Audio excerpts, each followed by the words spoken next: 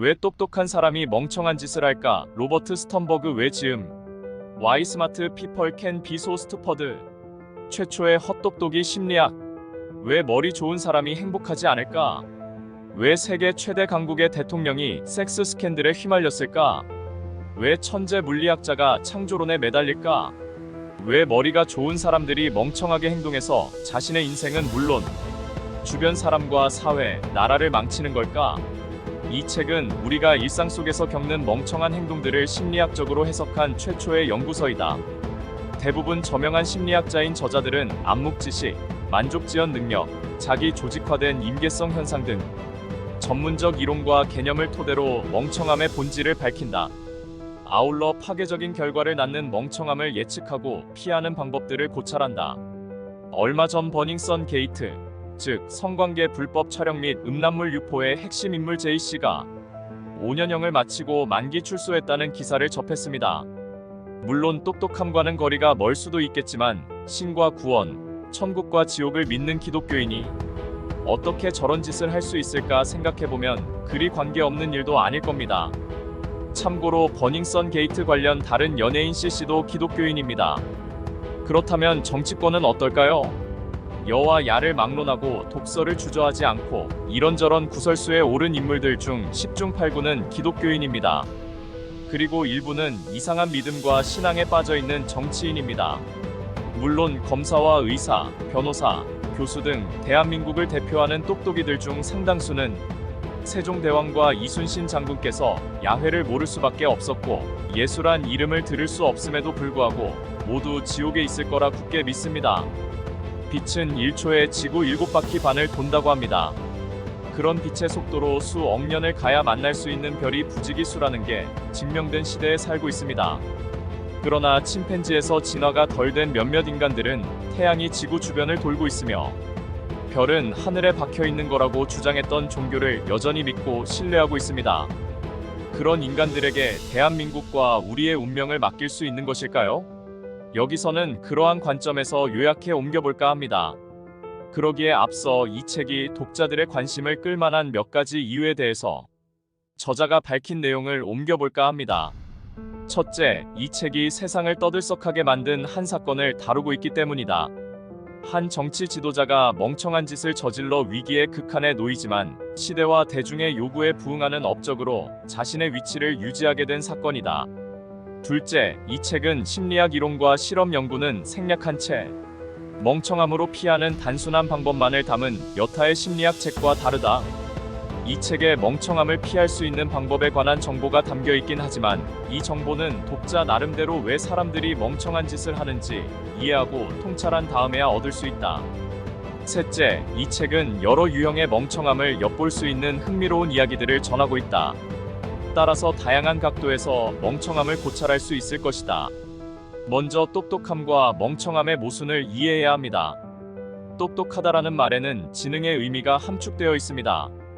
지혜와는 거리가 멉니다. 멍청함은 행동이나 태도 또는 상태나 사람의 특징을 말합니다.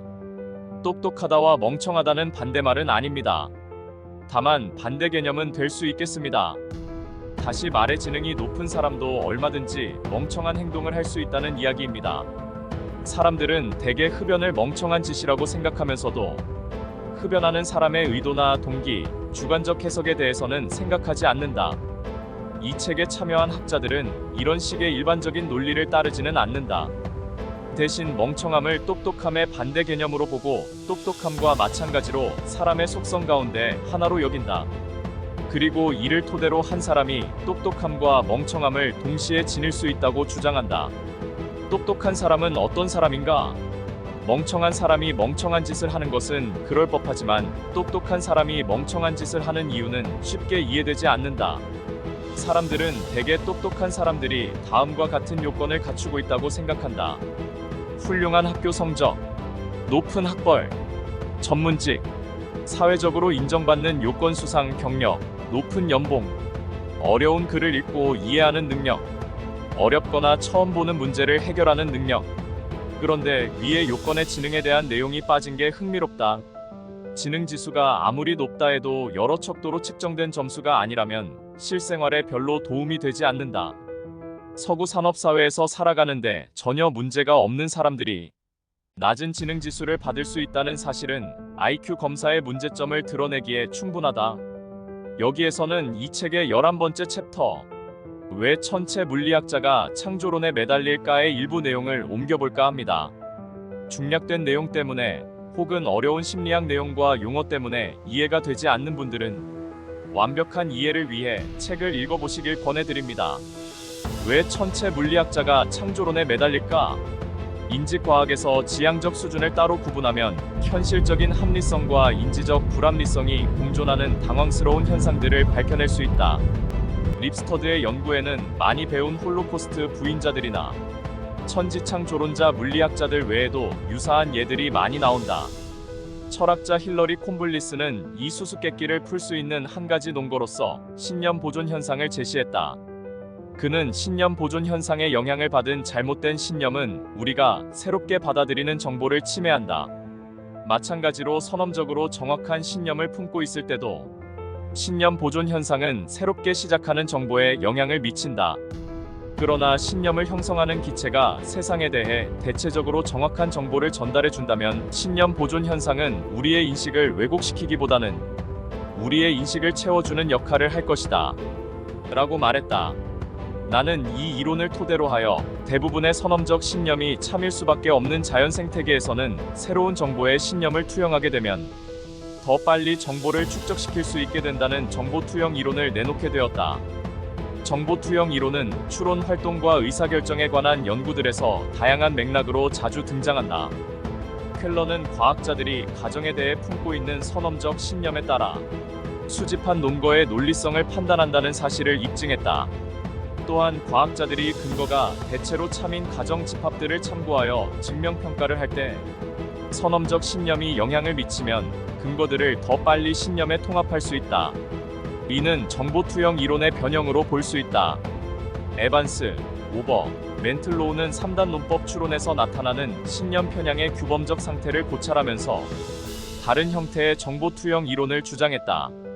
그들은 사람들이 신념 편향 현상의 영향을 받아 자기가 좋아하는 자료만 깊게 파고드는 현상에 대해 연구했다.